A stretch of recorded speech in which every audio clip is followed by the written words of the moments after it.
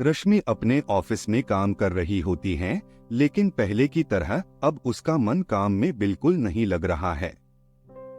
वो ऑफिस में रहकर भी ऑफिस में नहीं है। न जाने किन ख्यालों में खोई है। लैपटॉप खोलकर कुछ टाइप किए जा रही है। उसकी इन हरकतों से उसके सहकर्मचारी अच्छी तरह वाकिफ है और पिछले 2-3 दिनों की तरह आज भी वह सब उसी की तरफ देख रहे हैं। अनिल, जो कि उसका सीनियर है, वह आवाज देकर उसका ध्यान अपनी तरफ खींचता है। अनिल थोड़े ऊंचे स्वर में रश्मि से कहता है, क्या कर रही हो रश्मि? तुम होश में तो हो, तुम्हें पता भी है तुम्हें क्या काम दिया गया था और तुम क्या कर रही हो? रश्मि अपने लैपटॉप की तरफ देखती है। उसके लैपटॉप में पिछले हफ्ते दिया प्रोजेक्ट खुला था जिससे वह अनजाने ही काम करने लगी थी। रश्मि निराश और उतरे हुए चेहरे के साथ अनिल से माफी मांगती है और अपने काम में लग जाती है। लंच ब्रेक में सभी कर्मचारी एक साथ खाने के लिए बैठे हैं, लेकिन रश्मि अकेली एक टेबल पर बैठी है। उसका टिफिन तो खुला है, लेकिन वह उसमें से एक भी निवाला खा नहीं रही। हमेशा की तरह इस बार भी उसके सहकर्मी यह सब देखते हैं और आपस में बातें करने लगते हैं। नीलिमा कहने के लिए तो रश्मि की अच्छी दोस्त है, लेकिन सबसे पहले वही उसके खिलाफ बोलती है। नीलिमा कहती है, पता नहीं कहाँ खोई खोई रहती है। ऐसा लगता है जैसे इसको अब इस ऑफिस में काम करने में कोई इंटरेस्ट ही ना रहा हो। परेशानियां किसके जीवन में नहीं होती, लेकिन उनको ऑफिस तक लेकर आना सही नहीं है। एक और सहपाठी अपने साथ खाना खाने बैठे ग्रुप को अंदर की खबर बताते हुए कहता है, सुनने में आया है कि रश्मि की शादी टूट गई है, जिस वजह से वह इस तरह व्यवहार कर रही है। एक और सहकर्मचारी बोला, जरूर उसके मोटापे की वजह से ही उसकी शादी टूटी होगी। भला कौन ऐसी मोटी लड़की से शादी करना चाहेगा? सब रश्मि के बारे में अपनी अपनी राय बता रहे थे कि वहां पर मैनेजर मिस्टर वर्मा आ गए और उन्होंने सबको तुरंत मीटिंग के लिए कॉन्फ्रेंसेस रूम में आने के लिए कहा। शायद उन्होंने सब क्या गपशप कर रहे थे सुन लिया था, इसलिए सबके कॉन्फ्रेंसेस रूम में आते ही उन पर चिल्लाए, काम की बातें छोड़कर तुम इन फालतू की बातों में जरूरत से ज्यादा ब्रेक ले लेते हो। काम पर ध्यान दोगे तो अच्छा होगा। सबकी तरफ एक नजर देखने के बाद उन्होंने पूछा, रश्मि कहाँ है? तब तक रश्मि दरवाजे पर पहुंच चुकी थी और उनसे अंदर प्रवेश करने की परवानगी मांग रही थी। मैनेजर ने उस पर चिल्लाते हुए कहा, रश्मि, मैं तुम्हें बता देता हूँ, तुम्हारी यह मनमानी यहाँ नहीं चलने वाली। मैं अगर अर्जेंटली मीटिंग के बारे में बात करता हूं तो इसका मतलब है सबको तुरंत आना है और तुम हो कि अब आ रही हो। रश्मि अपनी नजरें और मुंह नीचे रखते हुए मैनेजर की बातें सुन रही थी। रश्मि ने मैनेजर से देरी से आने के लिए माफी मांगी। मैनेजर ने रश्मि को अपनी जगह पर बैठने के लिए कहा और मीटिंग आगे बढ़ाई। मैनेजर ने यह नोटिस किया कि मीटिंग में रश्मि फिजिकली तो हाजिर थी, लेकिन मेंटली वहां नहीं थी। मीटिंग खत्म होने के बाद सब अपने अपने काम पर चले गए, लेकिन अनिल वहीं पर मैनेजर के साथ बैठा था। अनिल ने बात छेड़ते हुए कहा, सर, आपने देखा ना रश्मि कैसे बर्ताव कर रही है। आजकल उसका ध्यान काम में बिल्कुल नहीं है। हाँ, पर्सनली मुझे कुछ फर्क नहीं पड़ता, लेकिन एक अच्छा कर्मचारी होने के नाते मेरा फर्ज बनता है कि कंपनी के भले बुरे के बारे में सोचूं।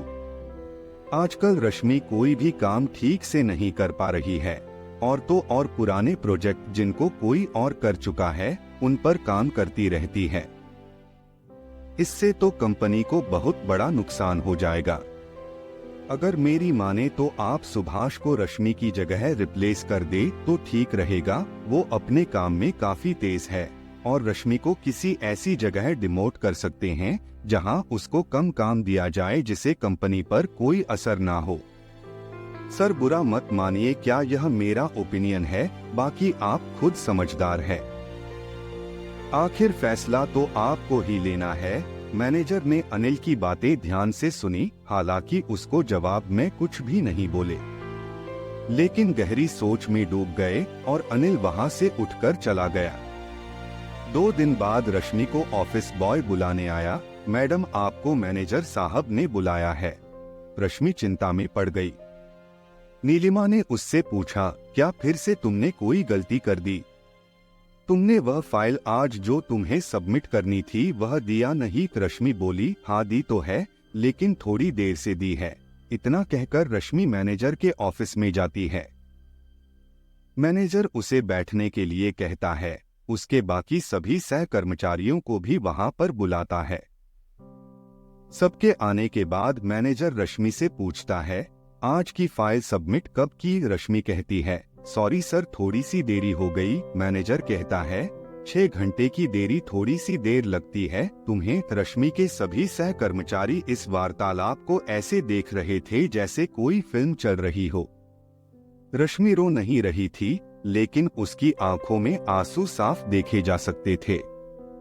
रश्मि बोली, इस बार माफ कर दीजिए सर, अब आगे से मैं कभी आपको शिकायत का मौका नहीं दूंगी। मैनेजर बोला, उसकी नौबत नहीं आएगी, क्योंकि मैं ऐसा होने ही नहीं दूंगा, और इसलिए क्योंकि अब तुम्हें तुम्हारे काम में हेल्प करने के लिए तुम्हें सपोर्ट दिया जाएगा। सभी सहकर्मचारियों के साथ रश्मि भी हैरान थी।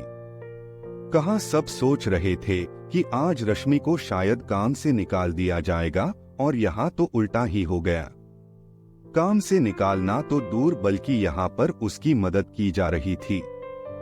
मैनेजर ने अपनी बात आगे बढ़ाते हुए कहा, रश्मि, मैं जानता हूँ आजकल तुम एक कठिन दौर से गुजर रही हो, पर इसमें कोई बुरी बात नहीं है। ऐसी परिस्थिति हम में से किसी की भी हो सकती है।